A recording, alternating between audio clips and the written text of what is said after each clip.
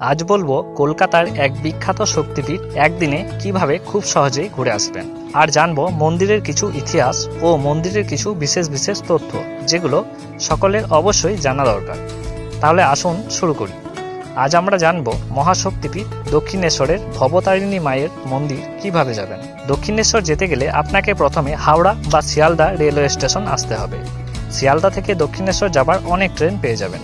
হাওড়া হয়ে এলে হাওড়া জংশন এসে সেখান থেকে প্রথমে ডানকুনি জংশন আসতে হবে, তারপর ডানকুনিতে ট্রেন চেঞ্জ করে দক্ষিণেশ্বর যেতে পারবেন খুব সহজেই। এছাড়াও হাওড়া থেকে মেট্রো করে দক্ষিণেশ্বর আসা যায়। এখানে বলে দিই, দক্ষিণেশ্বর রেলওয়ে স্টেশন ও দক্ষিণেশ্বর মেট্রো স্টেশন একই জায়গায় অবস্থিত। এবার ওইখানে নেমে সামনেই পেয়ে যাবেন মন্দিরে যাবার স্কাইওয়াক।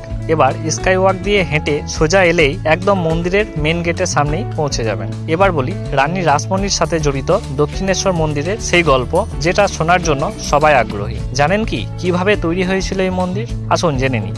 1847 সালে রানী রাসমণি কাশীতে দেবী অন্নপূর্ণাকে পুজো দেওয়ার উদ্দেশ্যে তীর্থযাত্রার আয়োজন করেন। কিন্তু যাত্রার পূর্বরাত্রেই রানী রাসমণি দেবী কালীর স্বপ্নাদেশ পান। দেবী বলেন, কাশী যাওয়ার প্রয়োজন নেই, দক্ষিণেশ্বরে গঙ্গার তীরে আমার মন্দির প্রতিষ্ঠা কর, আমি ওই মন্দিরেই আবির্ভূত হয়ে পুজো গ্রহণ করব।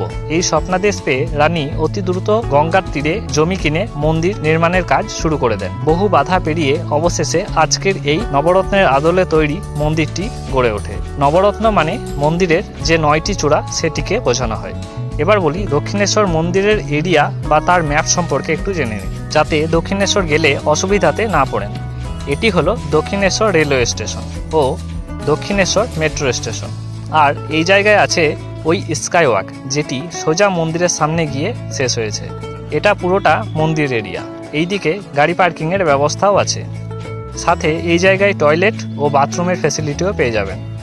এটা হলো মূল মন্দির চত্বর, আর এটা হলো মূল মন্দির। পাশে 12টি শিব মন্দিরও আছে।